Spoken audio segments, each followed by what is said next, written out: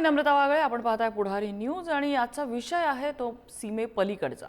पाकिस्तान समोरचे अडचणीचे पाढे संपत नाहीयेत. भारताच्या ऑपरेशन सिंदूर नंतर आर्थिक आणि सामरिक कंबरडं मोडलेल्या पाकिस्तानला आता बलुचिस्ताननं खिंडीत गाठलंय.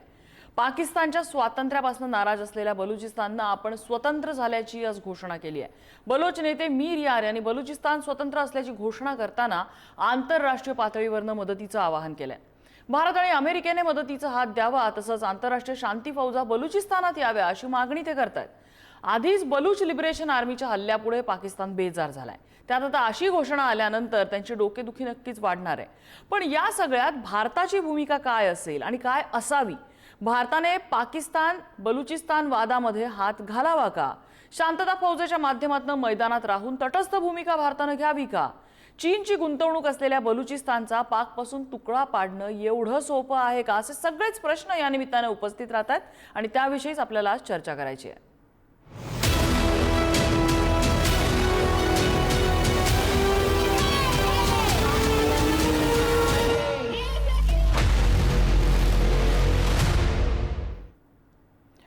आणि याच संदर्भात चर्चेसाठी आपल्यासोबत असणार आहेत ब्रिगेडियर सुनील गावपांडे, निवृत्त लष्करी अधिकारी आहेत. त्याचबरोबर सामरिक शास्त्राच्या अभ्यासक आणि भोसला मिलिटरी स्कूलच्या प्राध्यापिका स्नेहा कुलकर्णी आपल्यासोबत आहेत.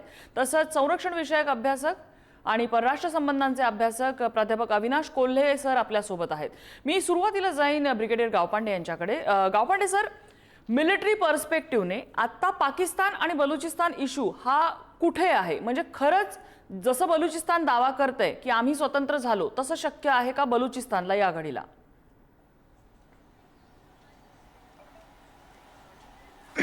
एक तर आहे ना, नुकतंच आता काय झालंय की आपलं ऑपरेशन सिंदूर एका काही कारणास्तव आणि काही वेळासाठी विलंबित होऊन स्थगित झालंय असं आहे. तर सिच्युएशन सध्या आहे ना खूप डायल्युटेड आहे. अत्यंत गंभीर सिच्युएशन आहे पाकिस्तानमध्ये, आणि तेही कुठल्या भागामध्ये? त्यांच्या पश्चिम भागामध्ये.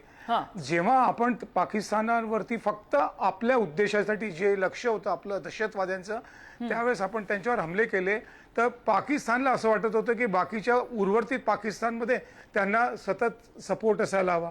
पण तसं नाही आहे, कारण त्यांनी मागचे 75 वर्षापासून जे काही तिथल्या लोकांना त्रास दिला, आणि आपण जे वाचतो मीडियामध्ये, पुस्तकांमध्ये, लिटरेचरमध्ये, तर तिथला जो बलुचिस्तान भाग आहे त्यांना त्यांनी अत्यंत यातना दिलाय. अब यातना नाही रण होगा असं त्यांचंही म्हणणं आहे. कोणाचं? त्या बलुचिस्तान मधल्या लोकांचं. ते त्यांना पाकिस्तानी समजत नाही, जसं त्यांनी खुलासा केला आजच्या पेपरमध्ये आलं.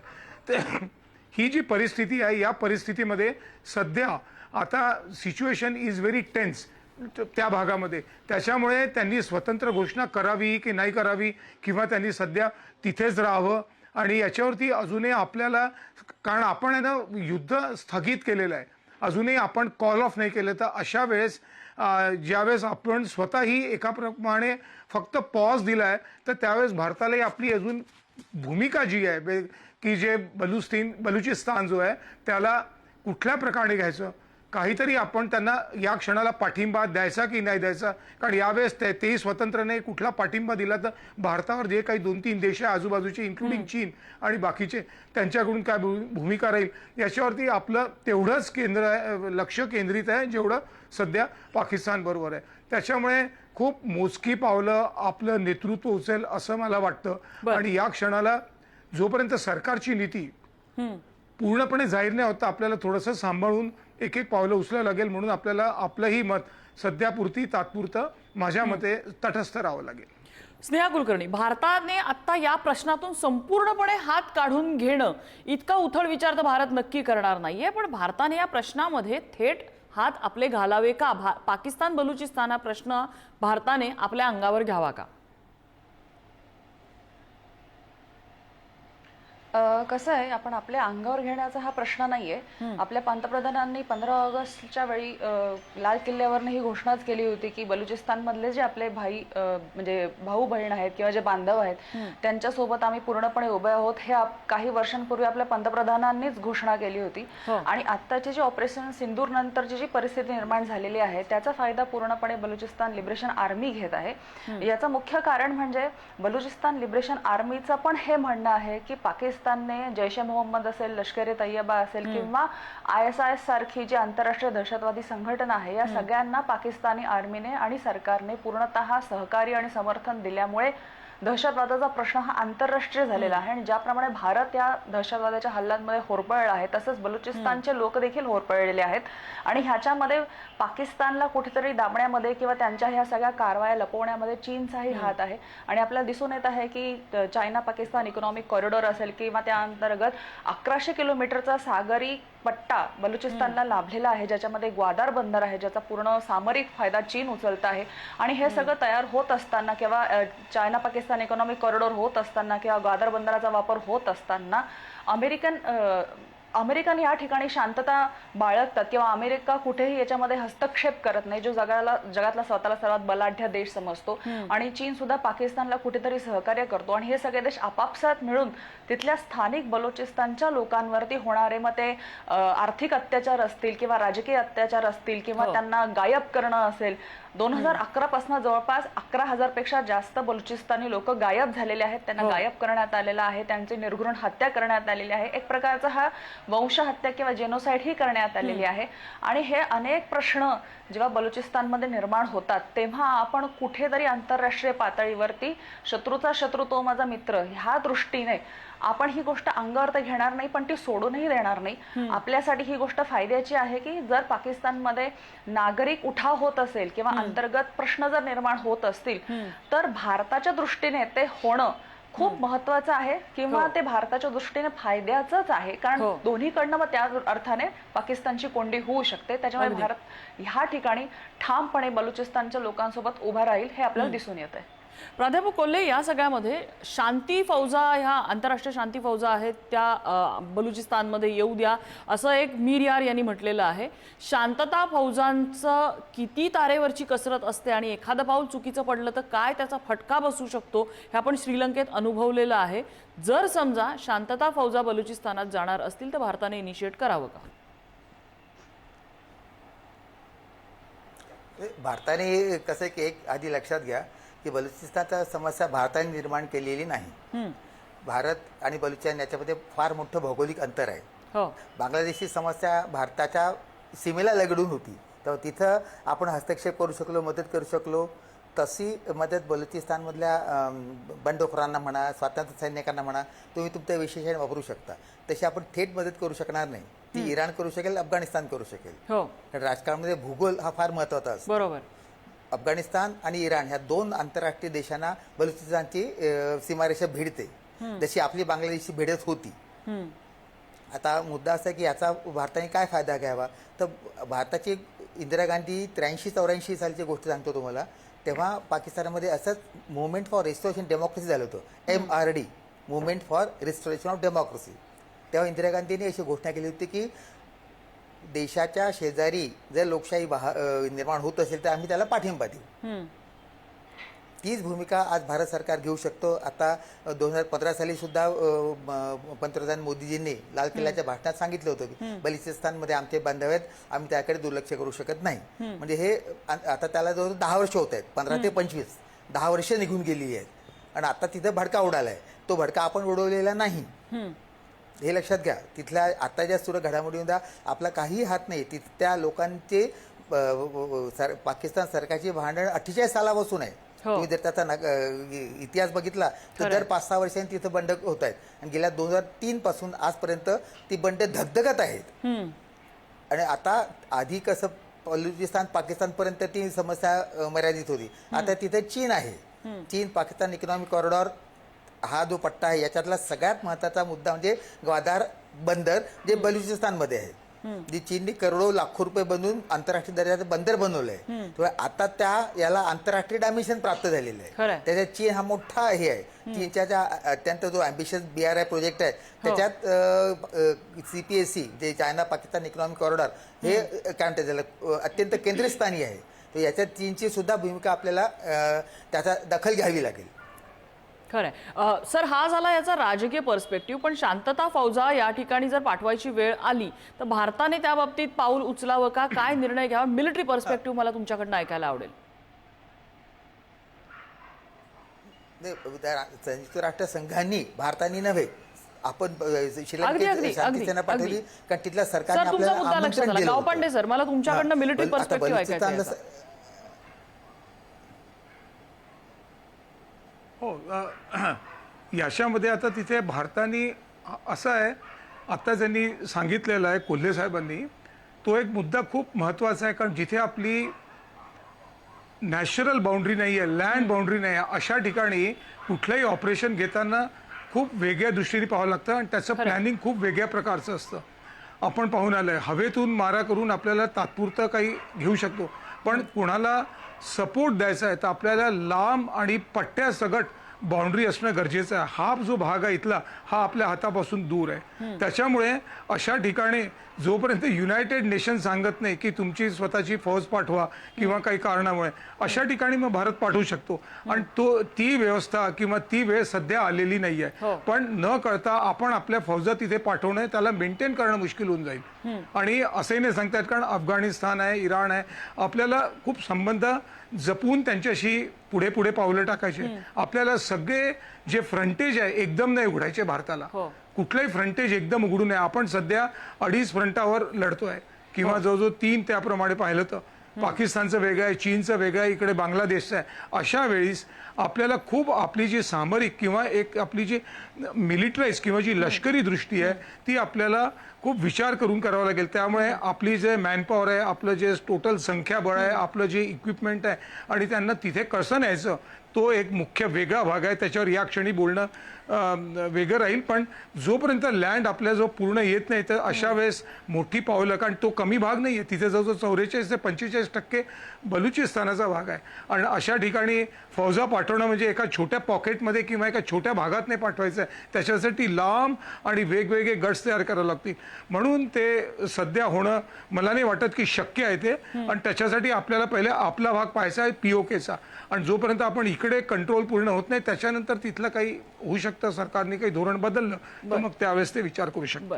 सध्या लष्करी तुकड्या तिथे पाठवणं मला तरी वाटत नाही की शक्य आहे. अगदी. कुलकर्णी मॅम, आता बलुचिस्तान तिथले नैसर्गिक साधन संपत्ती, तिथला मलईदार आर्थिक त्यांचं अस्तित्व आणि याच्यामध्ये असलेली चीनची इन्व्हेस्टमेंट, तिकडे आता सौदी सुद्धा एक रिफायनरी तिथे आणू पाहत आहे अब्जावधीची, त्यांची गुंतवणूक तिथे कदाचित येऊ शकते.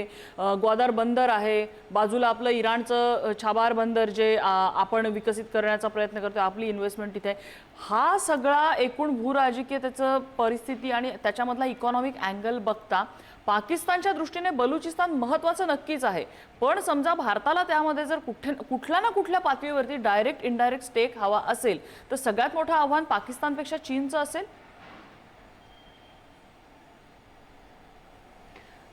चीनचं आव्हान असेल, पण मुळात म्हणजे चीनचा फौजा सुद्धा तिथे असूनही हादरलेल्या आहेत. एकूणच बलुचिस्तान लिबरेशन आर्मीच्या ज्या काही ऍक्टिव्हिटीज आहेत, आता आपण हा पण विषय बघितला की भारताची डिरेक्टली कनेक्टिव्हिटी नाहीये, म्हणजे भारताची कुठलीही सीमा बलुचिस्तानला लागून नाहीये. पण जसं मी मगाशी म्हणलं, शत्रूचा शत्रू तो माझा मित्र. बलुचिस्तानला लागून अफगाणिस्तानचा जो प्रांत आहे तिथे जरी तालिबान सरकार असलं तरी तालिबान सरकार हे भारत सरकार विरोधी नाहीये किंवा भारताच्या कुठल्याही निर्णयांच्या विरोधात ते नाहीये. किंवा आपण ऑपरेशन सिंदूर नंतर पण अफगाणिस्तानची किंवा तालिबानची कुठलीही कमेंट भारताच्या विरुद्ध आलेली किंवा स्टेटमेंट आपण बघितलेली नाही. याचा अर्थ आपल्याला स्पष्ट दिसून येतो की ह्याच्यामध्ये आपल्याला अफगाणिस्तानची मदत होऊ शकते. दुसरी महत्वाची गोष्ट, आपण हा विचार करायला पाहिजे की 51 वेगवेगळ्या लोकेशनवरती बलुचिस्तान लिबरेशन आर्मीने 71 अटॅक्स घडवून आणले, जे अत्यंत प्रिसाइज होते आणि त्या सगळ्याची जबाबदारी त्यांनी घेतलेली आहे. 11 मार्चला त्यांनी जफर ट्रेन त्यांनी हायजॅक केली, ज्याच्यामध्ये 250 पॅसेंजरला त्यांनी मारलं असं ते दावा करतात. त्याच्यापैकी 50 हे त्यांचे पाकिस्तानचे आर्मीचे ऑफिसर्स होते, सोल्जर्स होते. मग एवढ्या सगळ्या जफर ट्रेनचं त्यांना एवढं प्रिसाइज लोकेशन कुठून मिळालं? सॅटेलाइट लोकेशनने त्यांनी ते हॅक केलं. दुसरी गोष्ट, आताच कालचा एक व्हिडिओ जर आपण बघितला असेल तर 14 पाकिस्तानी पर्सोनलला त्यांनी स्नायपरने उडवलेलं आहे. म्हणजे त्यांच्याकडे ही नाईट विजन कॅपॅसिटी आणि स्नायपर्स हे कुठून आले? थोडक्यात सांगायचं म्हणजे अफगाणिस्तानमध्ये जे तालिबान आहे आणि तालिबानकडे जे काही अमेरिका सोडून गेल्यानंतरचे जे अद्ययावत शस्त्रास्त्र आणि तंत्रज्ञान आहे, त्या सगळ्याचा पुरवठा तालिबान हा बलुचिस्तान लिबरेशन आर्मीला करतो, ज्याचा पूर्णपणे फायदा बलुचिस्तान लिबरेशन आर्मी पाकिस्तान विरोधी करत आहे किंवा पाकिस्तानच्या विरोधामध्ये आणि पाकिस्तानच्या सोबत जे देश त्यांच्या तिथे उभे आहेत, मग तो चीन असेल ना तर अन्य कोणताही देश असेल, त्यांच्या विरोधात ह्या सगळ्या अद्ययावत तंत्रज्ञानाचा बलुचिस्तान लिबरेशन आर्मी हा उपयोग करत आहे. म्हणून ह्या सगळ्या गोष्टी करत असताना आपण एक बघू शकतो की चीनचा जरी मोठा धोका असला तरी बलुचिस्तान लिबरेशन आर्मी सोबत ज्यांना कोणाचा पाठिंबा आहे किंवा जे कोणी त्याच्या विसिनिटीमध्ये आहेत, मग तो इराण असो नाही तर अफगाणिस्तान असो, ह्यांचा भारताला पूर्ण सहकार्य असल्यामुळे जरी आपण तिथे प्रत्यक्षात नाही उतरलो तरी आपण अनेक पातळींवरती बलुचिस्तानला सहकार्य करू शकतो आणि भविष्यामध्ये बलुचिस्तानला एक स्वतंत्र गणतंत्र म्हणून बनवण्यातही आपला हात असू शकतो आणि ह्याचा फायदा आपल्याला भविष्यात होऊ पण शकतो. अगदी. कोल्हे सर, आता या सगळ्यामध्ये भारताचा पर्स्पेक्टिव्ह, बलुचिस्तानमध्ये आपला इंटरेस्ट वेगळ्या गोष्टींसाठी आहे. इकडनं बलुचिस्तान पाकिस्तानला त्रास देतोय, वर खैबर पख्तूनख्वामध्ये नाराजी आहे ती आता समोर आलेलीच आहे, सिंध प्रांतातनं नाराजी थोडी थोडी येते, उरला पंजाब प्रांत जो सगळ्यात लुक्रेटिव्ह भाग पाकिस्तानमधला आणि सगळ्यात जास्त त्यांची अर्थव्यवस्थेचा भाग हा पंजाबमध्ये जातो, सगळ्यात जास्त अगदी लाडाकोडात पोचलेला असा पाकिस्तानमधला हा भाग, ज्याच्याबद्दल या इतर 3 प्रांतांची नाराजी आहे. ह्या सगळ्या फुटीचा, ह्या सगळ्या नाराजीचा आपल्याला पाक ऑक्युपाईड काश्मीरच्या सेंटरने कसा फायदा करून घेता येईल? थेट फायदा होईल असं काही मला दिसत नाही, कारण पाकिस्तानसाठी बलुचिस्तानपेक्षा काश्मीर मिळवणं, पाक ऑक्युपाईड भारताला न जाऊ देणं हे जास्त मानाचं समजलं जाईल असं माझा अंदाज आहे. त्यामुळे बलुचिस्तान मध्ये काय होतं हे जरी आपण आता गडबड झाली तरीही हे लक्षात घ्या की तिथं एवढ्या जोरामध्ये उठाव होतोय का की काही एक ठराविक दहशतवादी हे घडवून आणतायत. कारण दहशतवाद म्हणजे जन्मत नव्हे, हे आपण नेहमी लक्षात घेतलं पाहिजे. 5-50 बलुचिस्तान आर्मीचे लोक जर कुठं बंड करत असतील, त्यांच्या मागे मोठी टेक्नॉलॉजी असेल, परदेशी शक्ती असेल, पण रस्त्यावरती उभा असलेल्या बलोच माणसाला काय वाटतं हे जास्त महत्त्वाचं आहे. त्याचा आपल्याशी संबंध असा आहे की पाकिस्तानचा आणखी एक तुकडा पडेल. बांगलादेशचा पडला होता 71 साली तसा. त्याचा आज बांगलादेश बघा, कालचे मित्र आजचे शत्रू होतात, आजचे शत्रू उद्याचे मित्र होतात. जो बांगलादेश आपल्या मदतीत जन्माला आला, आज तिथं आपल्याला मदत न करणारं सरकार सत्तेवर आलेलं आहे. अलीकडच्या गोष्टी आहेत ह्या. त्यामुळे राजकारण कायमस्वरूपी काहीच नसतो. त्यामुळे फायदा तोटा हा नेहमी कॉन्टेक्च्युअलाइज असतो. आज फायदा असेल उद्या असेल याची खात्री नाही. त्यामुळे आपल्याला त्याच्यात काही फार उकळ्या फुटून घ्यावं असं वातावरण नाही आहे. कारण POK हा प्रश्न पाकिस्तान काही झालं तरी सोडू देणार नाही. बलुचिस्तान नो बलुचिस्तान असं माझं या परिस्थितीवरती प्रतिक्रिया आहे. ब्रिगेडियर गावपांडे, POK, बलुचिस्तान, खैबर पख्तूनख्वा, सिंध ह्या सगळ्या प्रांताला मुख्य पाकिस्तान जो स्वतःला म्हणवतो, जो फक्त पंजाब पुरता मर्यादित राहिलेला आहे, आता त्यांचं राजकीय अस्तित्व जे आहे, खरंच शक्य आहे ही नाराजी आपल्याला भांडवल करणं? नाही, ही नाराजगी आपण याचं भांडवल करू शकतो. कारण पूर्ण पाकिस्तानामध्ये ज्या सगळ्या मोठ्या घडामोडी आहे किंवा जितकं कंट्रोल ॲपॅरेटस आहे त्यांचं, दी सेंटर पॉईंट त्यांचं जे एकाप्रमाणे जे नागरिकांचं कमांड हेडक्वार्टर मी म्हणेल जसं आपलं मिलिटरीमध्ये असतं, ते सगळं पाकिस्तान पंजाबात आहे. त्यांचे ॲग्रिकल्चर उत्पन्न सुरुवातीला जास्त होतं, ते देखील तिथली जी सुपीक जमीन आहे त्याच्यावर आहे. आणि त्यांची जी मिलिटरी आहे दॅट इज ऑल्सो मॅक्सिमम त्यांचे जे लोक आहेत ते सगळं पाकिस्तान पंजाबमध्ये आहे. तर त्यांनी काय केलं आहे, मी बराच त्याचा अभ्यास केलेला, आधी हिस्ट्री आम्हाला एक वेगळ्या प्रकारचं आहे. त्यांनी असंच तिथे छत्र स्थापन केलं आहे की अन्य प्रांतांना वगळण्याचं तंत्र सुरू केलं आहे त्यांनी अनेक वर्षापासून. आणि म्हणून सगळ्यांचा तिथे त्यांच्या विरुद्ध राग आहे. त्यांचा ॲन्युअल बजेटमध्ये देखील या तिघांनाही काहीच नाही देत, उलट त्यांना फटके मारतात, त्यांना शिक्षा ठोकवतात. आणि जसं यांनी सांगितलं, बरंच जवळजवळ 15,000च्या वर लोक तिथून गायब झालेले आहे. POK मध्ये अत्याचार केले आहे. आपल्याला माहिती आहे सिंध पाकिस्तानमध्ये देखील किती कन्व्हर्शन आणि असे जे होतात, त्याच्यामुळे सगळ्यांचा रोष त्या पाकिस्तानमधल्या त्या सेंट्रल पोर्शनवर आहे. आणि त्याच्यावरती तो जो राग आहे तो आपल्याला आपल्या टॅक्टिक्सप्रमाणे म्हणा, आपलं जे धोरण आहे ते थोडंसं अधूनमधून बदलत, त्याप्रमाणे आपली जी डिप्लोमसी असं वापरून हे जे त्यांच्या विरुद्ध चाललं आहे त्याचं आपण आपलं भांडवल केलं पाहिजे आणि त्याच्यातून आपण आपला फायदा घेतला पाहिजे. तरच आपल्याला पुढचे पावलं घ्यायला मदत राहील. कारण प्रत्येक ठिकाणी आपण त्यांच्या इंटरनल भागामध्ये आपण दखल घेऊ शकत नाही, पण हे जे असे विचारसरणी किंवा असं जे वातावरण आहे त्याचं आपण आपल्या आर्थिकदृष्ट्या किंवा त्यांना जास्ती मदत किंवा तिकडचे जे लोक आहेत त्यांना दुसऱ्या देशातून तिकडे त्यांना मदत, हे असं केलं तर त्या 3 जे भाग आहे जे सध्या पाकिस्तान पंजाबच्या विरुद्ध चालले आहे त्यांना काही ना काही मदत मिळेल आणि एकंदरीत जो मधला भाग आहे तो आकुंचित होत जाईल. म्हणून आपल्याला याचं भांडवल करणं गरजेचं आहे. आणि राहिली गोष्ट त्या POKचा, आपण आता तुम्ही त्याचा उल्लेख केला. POK हा आपला आता मुख्य मुद्दा आहे. टेरर म्हणजे दहशतवाद आणि POK. तर आपल्याला ही जी परिस्थिती आहे याचं भांडवल आपल्याला असं करायचं आहे की त्यांचं लक्ष POK पासून हळूहळू थोडं दूर होत जाईल. कोणाचं? पाकिस्तानातले जे मुख्य लोक आहे. आणि आपण याच्यावरती मग आपला काहीतरी वेगळा पकड करू आणि त्याला आपल्या हातात घेण्याचा प्रयत्न करू असं मला वाटतंय आणि हे आपण करायला हवं. बरं, कुलकर्णी मॅडम, कोणकोणत्या फ्रंटवरती आपल्याला आत्ता या क्षणाला प्रायोरिटीने लढायला हवं?